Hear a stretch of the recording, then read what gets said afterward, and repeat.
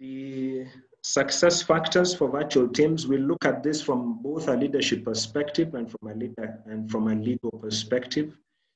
And we'll be looking at, how can we overcome the challenges that we've highlighted before. So the first one is a variety of communication channels. So as a leader, just make sure you invest in more than one communication channel.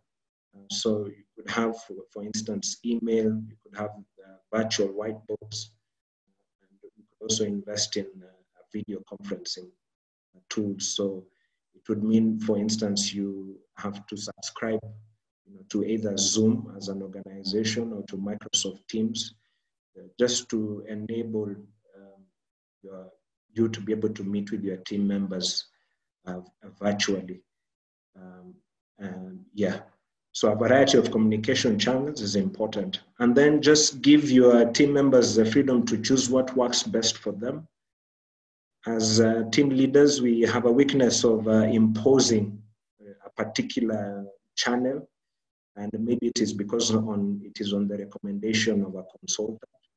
So, we believe that is the only thing that can work, but it could help, just finding out from them from time to time whether the channels you are using are effective enough for the particular objective that you desire to achieve at a given time. And then social awareness. So both social awareness and relationship management goes towards our emotional intelligence as leaders. And social awareness is just being aware of where your employees are, emotionally. It might not be easy to decipher your employee's emotion in an email. So it might be beneficial, for example, to use a different channel of communication from time to time.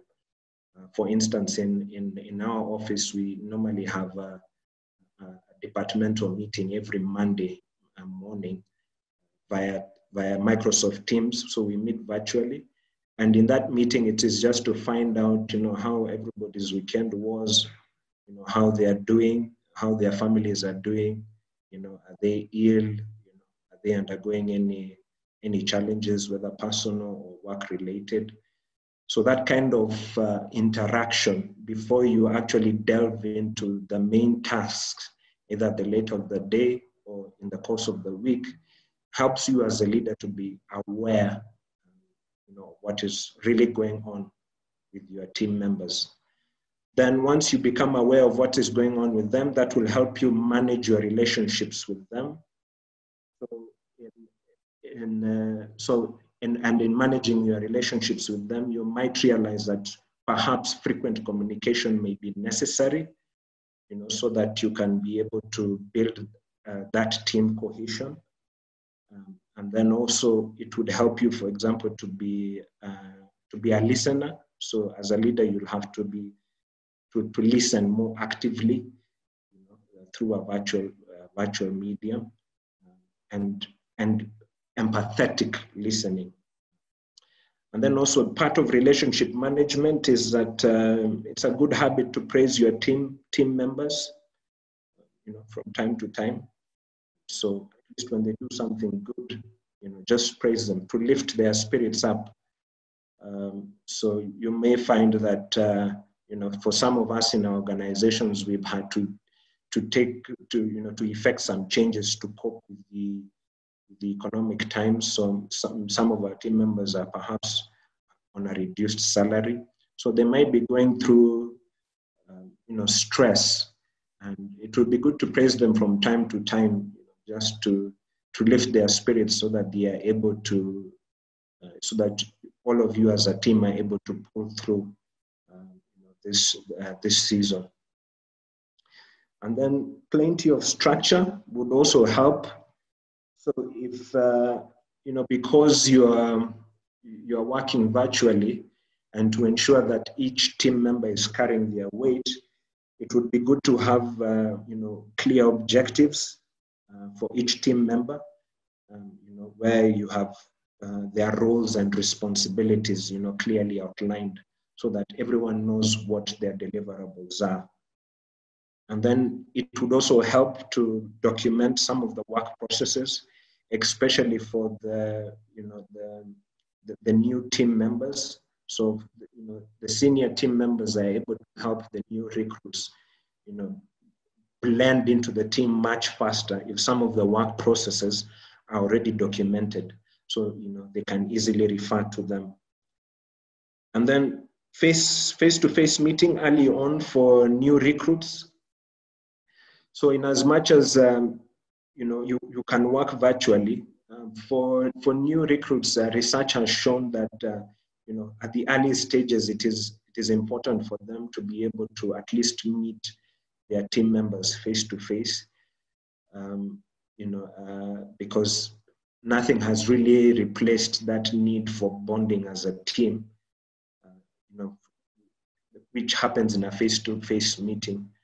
So early on, it's an important thing to try and do. Of course, you make sure you implement the social distancing requirement, but it would be good for them to at least meet their team members face to face. Yes, then from a legal perspective. Desmond, I don't know if it's okay to jump in at this point, just to belabor. Yes, sure. One of the points you had about communication. I think we've seen that really work, that there's no over communication during this period because everyone else is, we are in a situation of uncertainty. And I think the more you communicate, the better for the teams. We've seen folks in our case, even, creating a group on WhatsApp for just any chit chat to be helpful. Officially, we use, channels like Slack for, just keeping the team working together, and email for the formal conversation. So I thought that's a really great point to just add on that, there is no over communication. I've had people ask, is it too much? Is it too less? I think the more you do it, the better. Yes, absolutely. Absolutely. Yeah. And like you've rightly pointed out, it builds on our social awareness. We're able to know what's going on with them. Yeah. Yeah. All right. Absolutely. Great. Thanks.